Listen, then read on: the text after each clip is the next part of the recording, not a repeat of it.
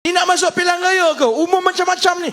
Dalam 2-3 minggu ni umum semua. Kita ambil masa 6 bulan untuk susun semua. Dah susun semua, barukah kita lancar satu. Kerana setiap satu ni bukan umum, dia dah jadi.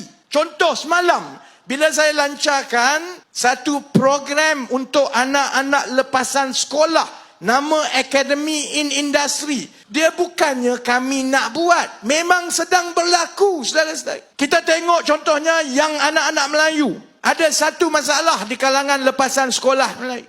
Hanya 30% je anak-anak lepasan SPM, anak-anak Melayu ni yang melanjutkan pelajaran lepas sekolah. 70% tidak ada peluang. 70% lepas sekolah kena pandai-pandai sendiri. Mak ayah ni dah teruk ni kena kerja. Sebelum ini kerajaan sediakan suruh pergi kepada TVET, institusi latihan teknikal. Macam-macam ada.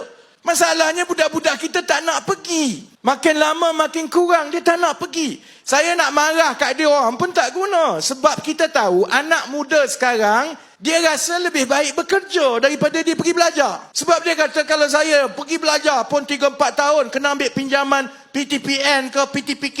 Tabung Perbadanan Tabung Kemahiran. Kena ambil semua ni.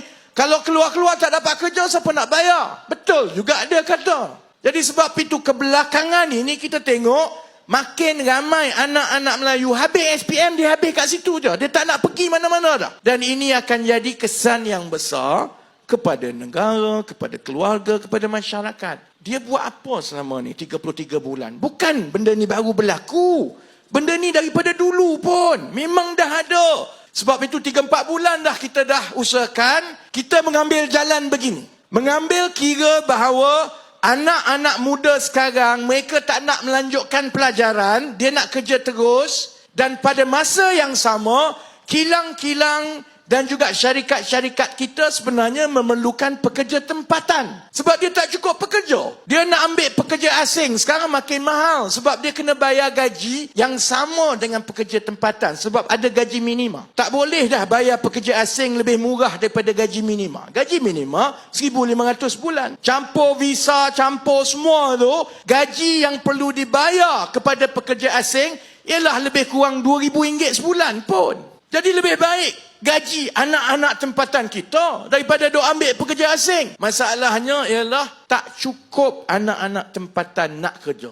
Bila tanya anak tempatan, satu, kebanyakan mereka ini duduk di pantai timur. Itu yang dulu salah satu daripada program kerajaan negeri Terengganu PAS ialah menyewa bas untuk menghantar anak-anak muda mereka cari kerja kat Selangor. Sebab banyak di sebelah sana. Jadi kita faham juga nak suruh dia datang pun payah. Sebab dia anak orang susah. Dia nak cari rumah, dia nak bayar deposit rumah, semua mahal. Mak ayah dia tak ada duit nak bayar. Sebab itu kita usahakan satu program. Kita peruntukkan untuk tahun ini terlebih dahulu 40 juta. Tahun depan 70 juta, dia akan terus naik-naik. Kita buat begini. Daripada mereka pergi ke institusi latihan ini, belajar sampai 3-4 tahun untuk dapat sijil kemahiran, lebih baik dia habis sekolah, dia kerja terus. Dia kerja dekat syarikat ajar dia, syarikat latih dia, bayar gaji dia lebih kurang RM2,000 sebulan. Untuk memudahkan lagi dia, kita bayar supaya dia ada allowance perpindahan. Supaya dia sewa rumah, dia duduk kongsi sama dia.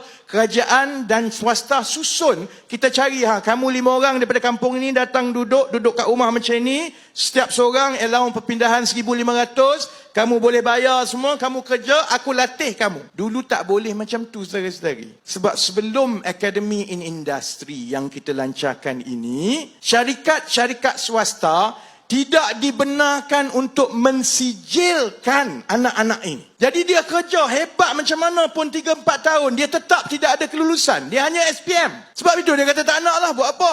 Tapi kalau nak pergi kepada institusi TVET, dia pun tak nak. Jadi kita pun ambil jalan seperti mana yang dibuat di negara seperti Jerman. Kita pastikan bahawa syarikat-syarikat yang nak menyertai skim ini, mereka tampil ke hadapan jabatan kerajaan, iaitu Jabatan Pembangunan Kemahiran. Mereka akan audit setiap syarikat ini, tengok latihan macam mana, mesin macam mana, temu ramah dan uji pelatih-pelatih, tengok segala keperluan. Kalau mereka memenuhi keperluan untuk mensijilkan, layak untuk bagi sijil, maka kita sekarang pindahkan kuasa itu kepada syarikat-syarikat swasta ini untuk mereka mensijilkan anak-anak kita supaya dia kerja, dapat gaji 2,000 tiap-tiap bulan dan lepas 18 bulan dia ada sijil kemahiran. Bila dia dah ada sijil kemahiran, dia kerja lagi, dia boleh disijilkan kepada diploma pula. Dan bila dia kerja lagi,